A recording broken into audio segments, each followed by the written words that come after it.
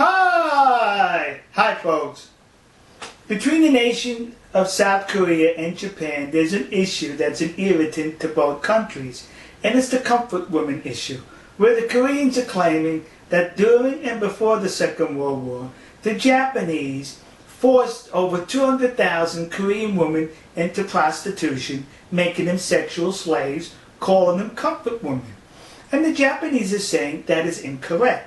These women were recruited and they volunteered to serve in these comfort woman houses for the Japanese Imperial Army.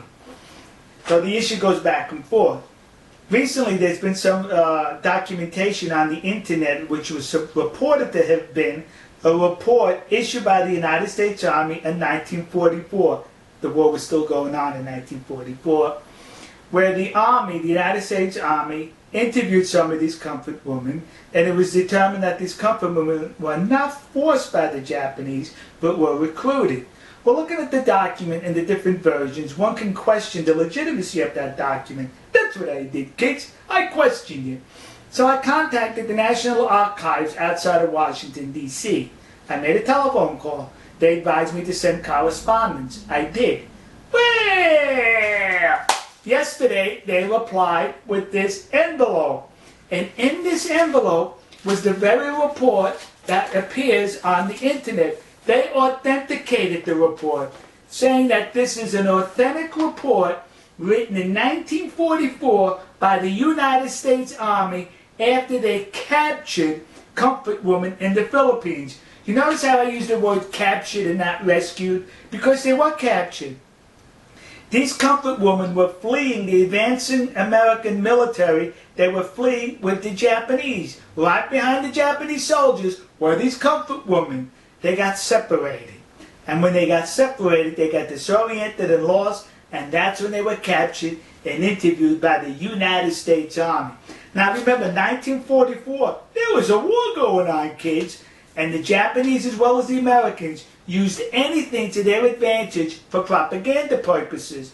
So now the Americans captured these comfort women, these prostitutes who worked in concubines for the Japanese army, and it would have been easy for the American army to say, they were forced into prostitution. You see how nasty the Japanese are? But no, they could not say that because it would have been a lie. So the American army in this report reported the truth that these women volunteered, they were recruited, and the Japanese army did not terrorize the Korean Peninsula by extracting 200,000 women at force.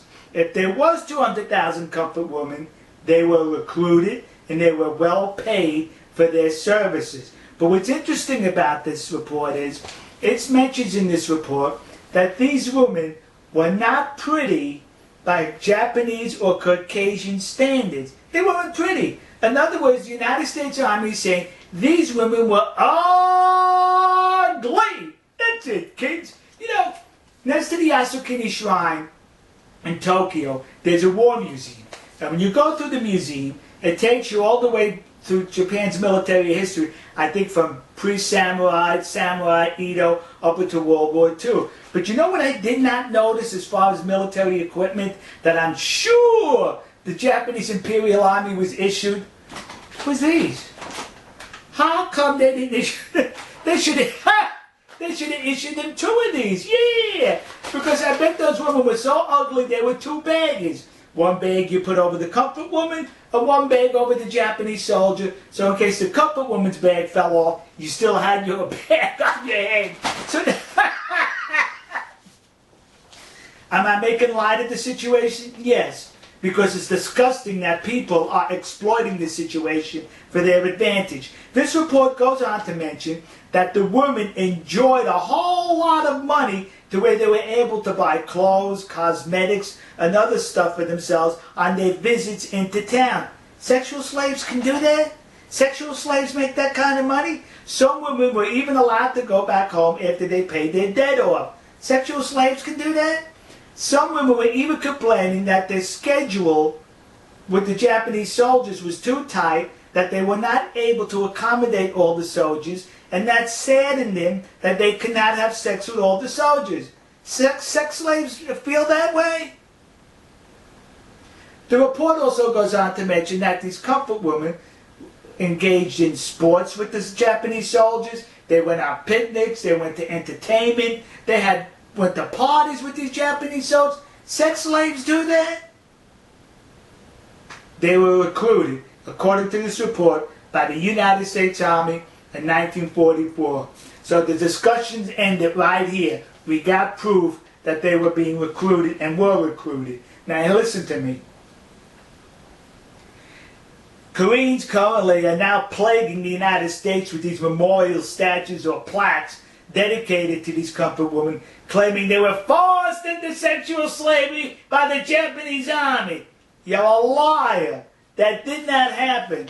I'd rather call you a liar than the United States Army in World War II, who would have definitely used this for propaganda had it been the other way around. But they told the truth that these comfort women were recruited. So to the community of Nassau County, Long Island, New York, that community in New Jersey, and those idiots in Detroit who put up these memorials, you were suckered in by the comfort women hucksters. And to those dopes in the city council in Glendale, California, who recently approved to put up a statue to the comfort woman, the one that exists across the street from the Japanese embassy in Seoul, South Korea. When you put that statue up, would you do me a favor and be accurate? Put a paper bag over her head. Alright folks, we'll see you. God bless you. God bless America. God bless the nation you happen to be in. And to those poor Japanese soldiers who were just drafted by the military to serve and fight for their country, only to be confronted by comfort women which required 2 bags. One for you and one for the woman. To those Japanese soldiers, you should be seeking compensation from the Japanese government who recruited ugly women to serve in your concubines. We'll see you.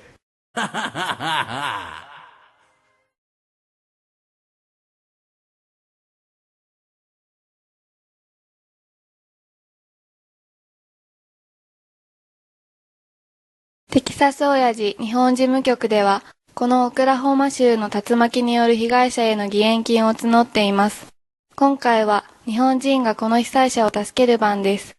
テキサス親父の動画をご覧の皆様の温かいご支援をお願いいたします。義援金の振込先は、群馬銀行熊谷支店、天板300、通預金、口座番号934849、テキサス親父日本事務局です。義援金を振り込みいただく場合は、事務局へのご支援金と分けるために、お名前の後ろに数字の8、または義援金の義、またはカタカナで義という文字を追加願います。クレジットカードでのお支払い、またはゆうちょ銀行への振り込みは、ご覧の URL、または口座へお願いいたします。なお、締め切りは平成25年7月30日までとさせていただきます。